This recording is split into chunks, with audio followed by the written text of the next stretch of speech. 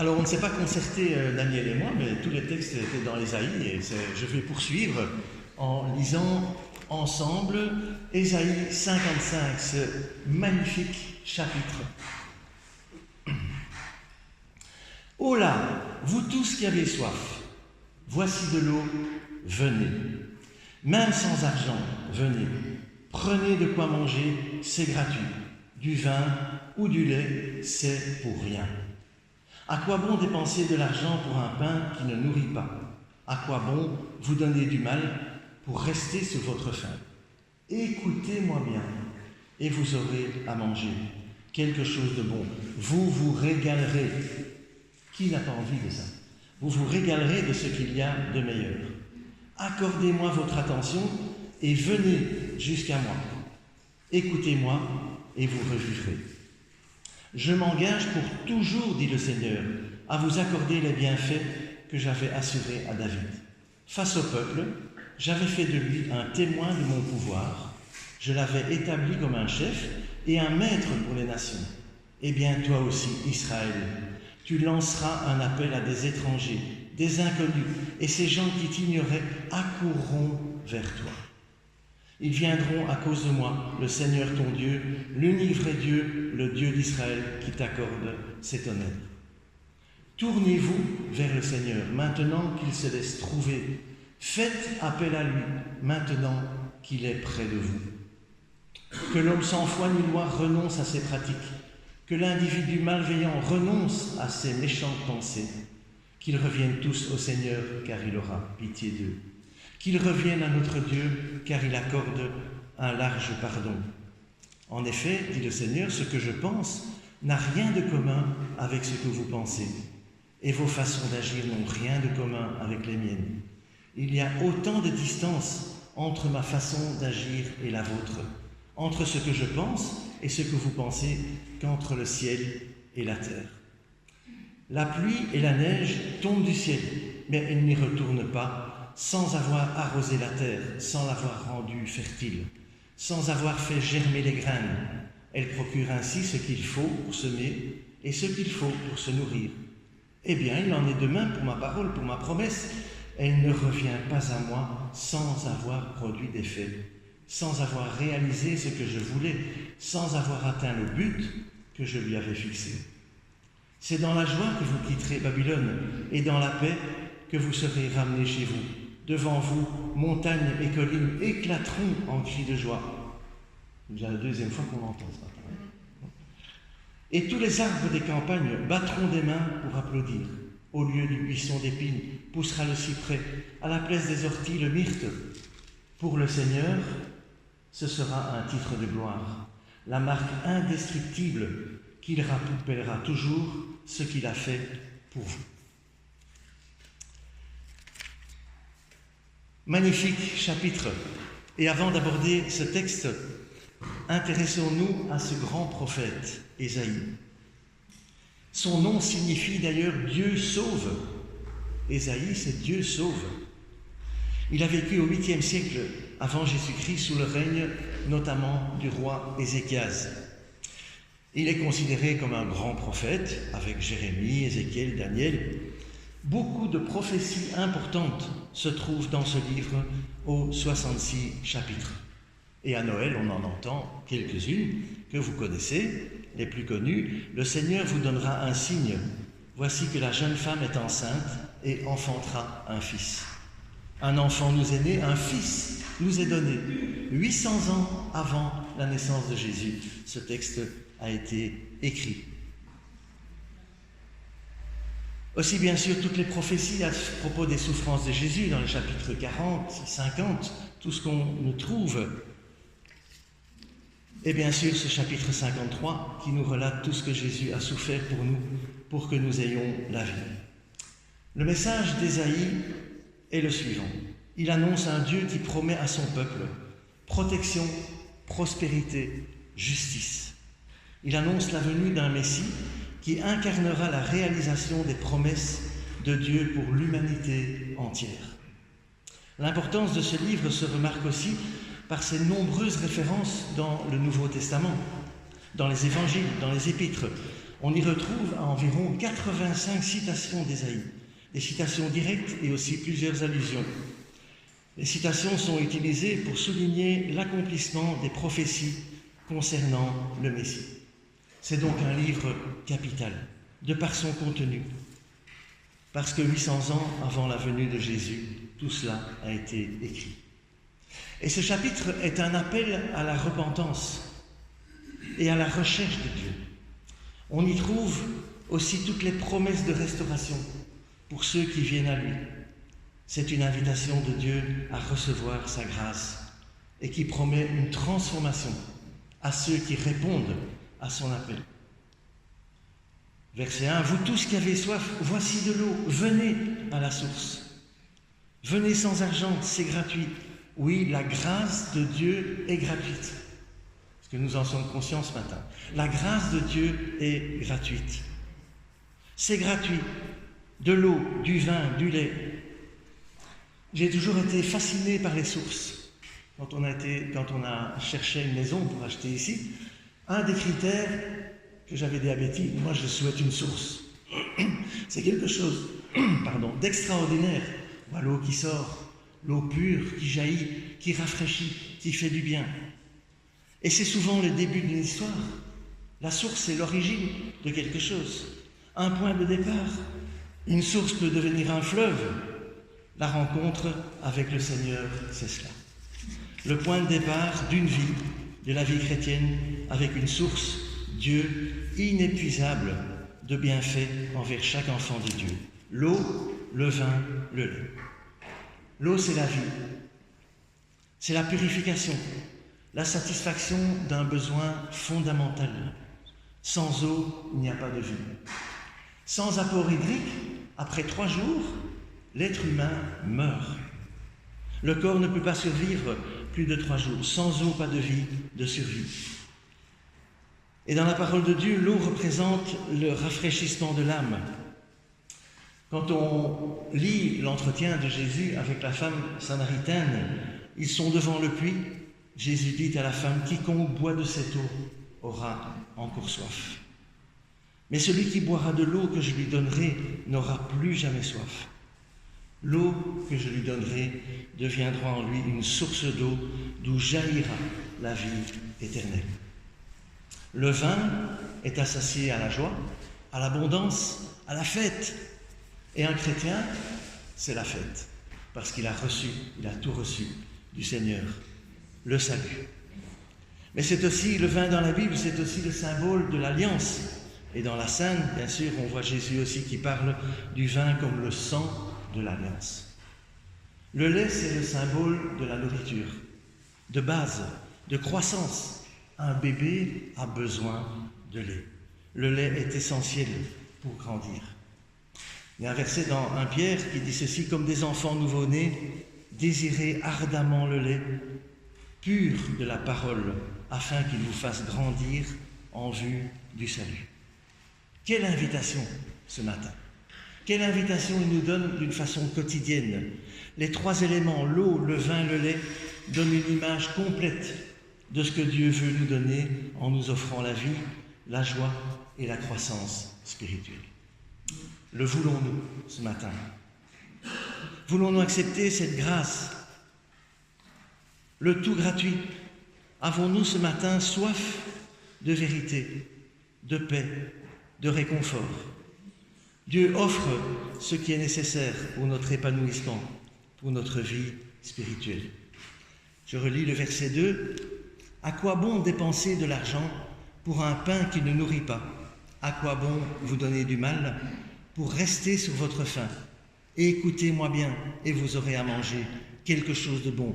Vous vous régalerez de ce qu'il y a de meilleur. » Et cette lecture nous invite à réfléchir ce à quoi nous consacrons notre temps. Ésaïe met en avant la futilité de chercher satisfaction dans des choses matérielles, éphémères. Travaillez non pour la nourriture périssable, mais pour celle qui dure pour la vie éternelle. Cette nourriture, c'est le Fils de l'homme qui vous la donnera, car Dieu le Père lui a accordé le pouvoir en le marquant de son sceau.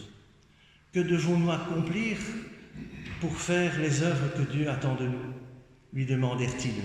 L'œuvre de Dieu, lui répondit Jésus, c'est que vous croyez en celui qui l'a envoyé. Ésaïe met en avant ces futilités qui donnent satisfaction.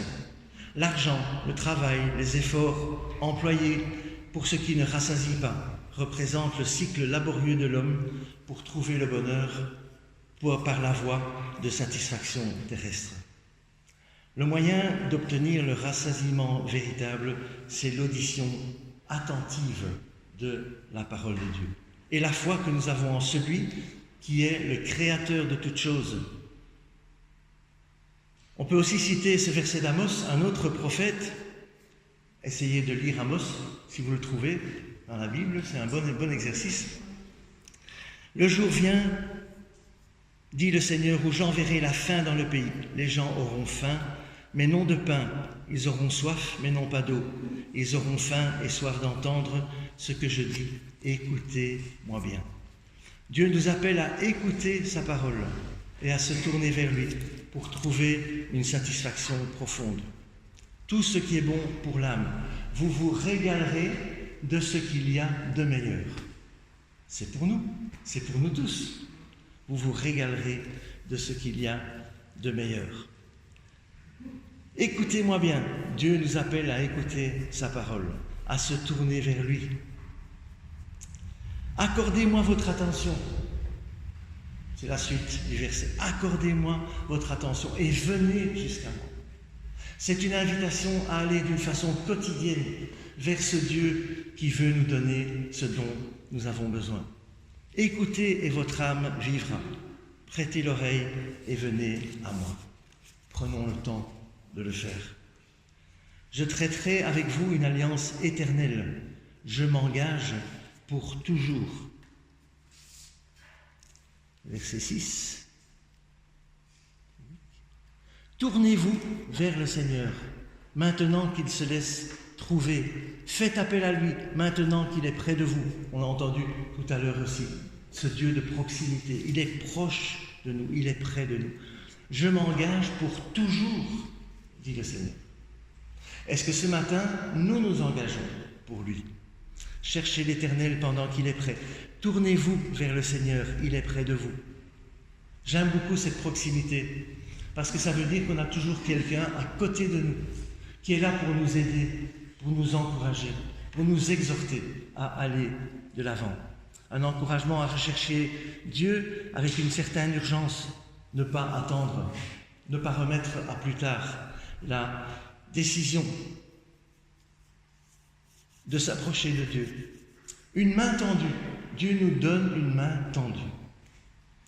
Si quelqu'un se noie et que quelqu'un tend la main, si la personne qui va se noyer ne prend pas la main, il est bête parce qu'il va mourir. C'est ça ce que Dieu veut pour nous. Il nous tend la main pour que nous la prenions et qu'on fasse le chemin avec nous, ce chemin de proximité. Tournez-vous vers lui. Dieu nous tend la main.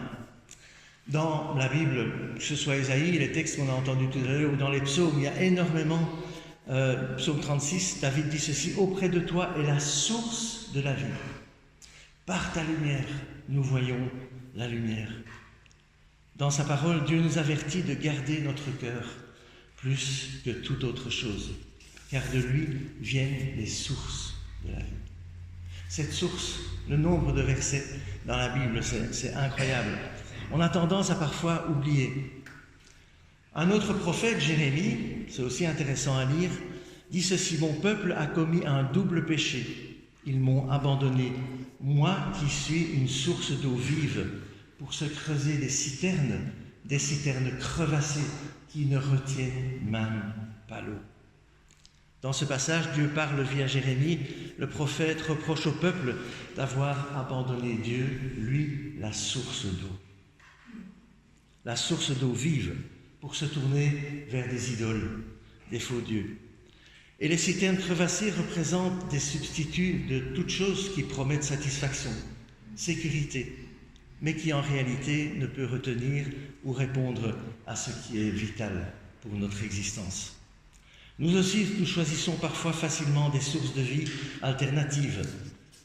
Un compte en banque bien garni, des biens immobiliers, des provisions, et ce n'est pas du tout mal en soi, pas du tout. Comme le travail, tout ça, ce que j'ai cité tout à l'heure, il n'y a rien de mal à ça. Pour autant, ce qui est important, c'est la façon dont on utilise, et surtout le fait de se reposer sur ces biens matériels qui vont passer. Dans mon travail, je suis amené à aller régulièrement chez les gens. Je suis parfois sidéré de voir tout ce qu'ils ont amassé ou gardé comme provision parce qu'ils ont une certaine sécurité dans tout ce qui les entoure. Alors que une petite chose et tout ça est balayé. Souvent les gens disent « mais j'ai tout ce qu'il me faut, regardez tout ce que j'ai ». Quelle fausse sécurité. Et ce verset souligne l'insuffisance et l'incompétence qui donnent des idoles et qui donnent de faux espoirs par opposition à une plénitude et à la fidélité de Dieu. La seule vraie source d'eau vive, versets 10 et 11, je vais les relire.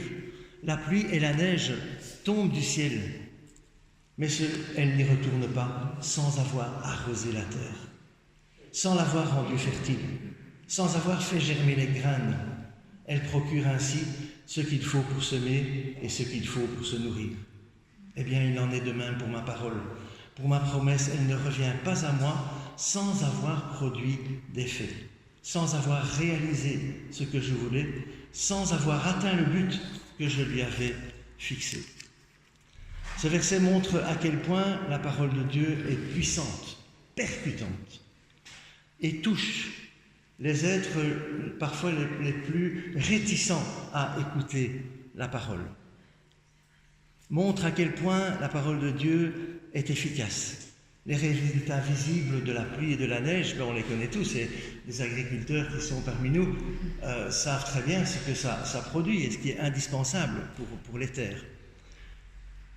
Ces résultats sont tangibles et la parole de Dieu produit des effets insoupçonnés avec des répercussions jusque dans l'éternité.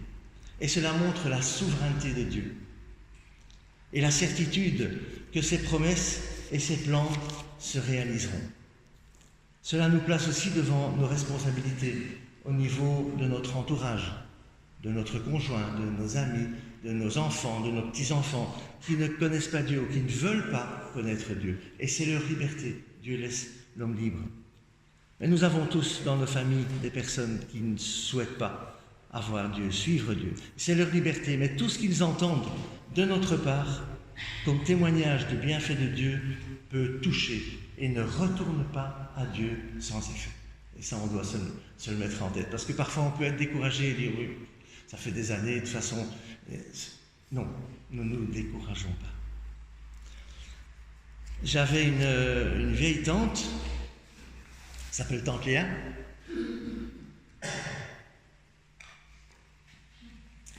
qui était une chrétienne vraiment fervente. Et elle avait un neveu, c'est ça, c'est un neveu, Jean-Pierre ? Un petit-neveu qui était fils de pasteur et qui faisait les 400 coups et qui tournait très très mal. Il a failli mourir un jour parce qu'étant drogué, il est passé par la fenêtre. Et donc, ça allait tourner très mal. Et cette fameuse tante a dit « je vais prier pour lui » jusqu'au moment où il se tourne vers le Seigneur. Et il s'est tourné. Donc l'importance de notre témoignage, l'importance de notre persévérance. Aujourd'hui, il prêche dans des communautés d'un responsable. L'importance de notre témoignage. Sa parole ne retourne pas à lui, sans effet. Continuons. Ésaïe a exercé son ministère prophétique durant les règnes de plusieurs rois, notamment Ézéchias. Il a fait des tas de réformes pour le peuple d'Israël. Et on peut dire qu'Ésaïe a été en quelque sorte son coach spirituel en l'encourageant à faire confiance à Dieu. Ézéchias prend des mesures radicales, démolit les hauts lieux et cultes païens, On ne peut pas se consacrer à l'Éternel sans se débarrasser de ce qui nous sépare de lui. Et ça, c'est une réflexion pour nous ce matin. On ne peut pas se consacrer à l'Éternel sans se débarrasser de ce qui nous sépare de lui. Qu'avons-nous à débarrasser aujourd'hui? Relisez cette histoire d'Ézéchias, je trouve ça dans 2 Chroniques, c'est passionnant. Il instaure un système qui permet à chacun de jouer son rôle et d'être à la place dans l'organisation divine. Mettons nos dons au service du Seigneur et pour le bien de la communauté. On va lire 2 versets dans 2 Chroniques. Je ne sais pas où est mon petit papier.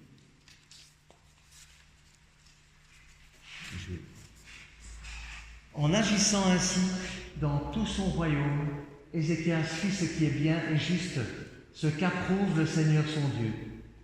Quand il entreprit de réparer le temple de Dieu et de faire respecter sa loi et ses commandements, il s'efforça de connaître la volonté de Dieu, il agit de tout son cœur et Dieu lui accorda le succès. Il s'efforça de connaître la volonté de Dieu. Et j'aime beaucoup aussi, il agit de tout son cœur. C'est ce que Dieu nous demande, d'agir de tout notre cœur, avec une pleine conscience que Dieu nous écoute, qu'il nous entend, qu'il répond à nos prières et qu'il veut notre bien. L'être humain n'est jamais en meilleure position sur terre que lorsqu'il est en recherche de Dieu, lorsque c'est un chercheur de Dieu. Le sommes-nous? Nous sommes invités à aller à la source, à rechercher Dieu. Avons-nous soif? Quelle invitation du Seigneur ce matin. Je vais relire les 3 premiers versets. Vous tous qui avez soif, voici de l'eau, venez, même sans argent, venez, prenez de quoi manger, c'est gratuit, du vin ou du lait, c'est pour rien. À quoi bon dépenser de l'argent pour un pain qui ne nourrit pas? À quoi bon vous donner du mal pour rester sur votre faim? Écoutez-moi bien et vous aurez à manger quelque chose de bon. Vous vous régalerez de ce qu'il y a de meilleur. Accordez-moi votre attention, venez à moi, écoutez-moi et vous revivrez. Tendez l'oreille, venez à moi, écoutez et votre âme vivra. Je conclurai avec vous une alliance éternelle. C'est pas beau ça? Je conclurai avec vous une alliance éternelle. Ézéchiel agit de tout son cœur et il eut du succès. Ézéchias, excusez-moi. Agit de tout. Voulez-vous être ce matin un Ézéchias? Avez-vous soif? Vous savez combien il y a de versets dans la Bible qui parlent de l'eau? Citez-moi un nombre. Alors vous allez dire beaucoup, ça c'est facile, mais combien? Allez, qui se lance? 300.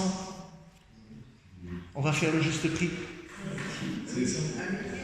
1 millier? 1500.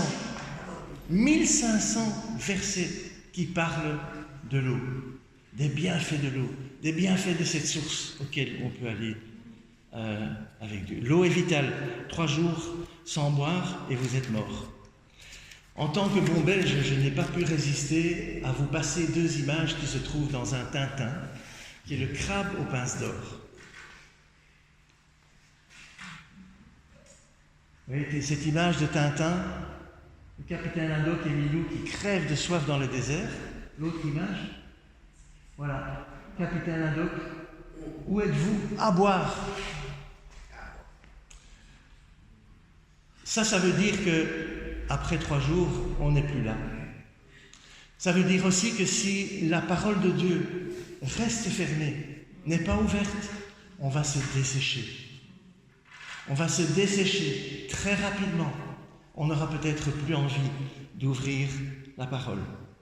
Alors, un encouragement ce matin, ouvrez cette parole, qui est le bienfait que Dieu nous accorde, la magnifique promesse que l'on trouve dans cette parole. S'il y a de la poussière, et parfois dans des visites, je me rappelle que je disais, allez, on va lire un texte pour terminer, est-ce que tu veux prendre ta Bible? Alors il fallait d'abord chercher, et puis la Bible était toute poussiéreuse, il fallait souffler la poussière. Donc j'espère que ce n'est pas le cas pour vous. Mais on peut avoir des périodes où la Bible reste fermée. Alors on se dessèche, comme Tintin et le capitaine Haddock et Bilou. Ouvrons notre Bible qui quotidiennement nous arrose, nous fait du bien. Alors pour la semaine qui commence, avez-vous envie d'aller à cette source, de puiser abondamment à toutes les ressources que le Seigneur a pour vous? Avez-vous soif ce matin? Si on se dessèche parce qu'il n'y a plus cette source permanente qui vivifie notre âme, alors peut-être que cet après-midi ou dans les jours qui viennent, vous allez oublier toutes les paroles que je l'ai dites ce matin, mais l'image, vous allez la garder. Rappelez-vous cette image quand la Bible reste fermée. Avez-vous soif de cette relation que vous pouvez avoir avec Dieu, de prier, d'entrer en communion avec lui? Posez-vous la question. Je termine avec ce verset de Jean 7, 38. « Celui qui croit en moi, des fleuves d'eau vive couleront de son sein. » C'est ce que le Seigneur désire pour chacun de nous, et c'est ce que je vous souhaite à tous. Buvons à la source. Amen. On va prier ensemble. Les textes prophétiques, Seigneur d'Ésaïe, nous parlent de la venue de Jésus, de ses souffrances, de sa mort à la croix. Il est venu pour sauver l'humanité, pour que chacun ait la vie. Ces textes ont été écrits 800 ans avant la réalisation de ces prophéties. Cela montre à quel point Dieu conduit toutes choses, à quel point Dieu gère toutes choses. Il tient le monde dans sa main. N'hésitons pas à aller à cette source. C'est la source de l'encouragement, c'est la source du salut. La source qui donne toutes les provisions dont nous avons besoin quotidiennement. C'est cette source qui nous permet d'aller à lui et de réaliser pleinement le bonheur que nous avons à le connaître. Seigneur, aide-nous à être fidèles, persévérants dans notre relation avec toi, dans la lecture de ta parole. Et pour cette semaine qui commence, on veut te dire ensemble que nous avons soif de toi. Au nom de Jésus. Amen.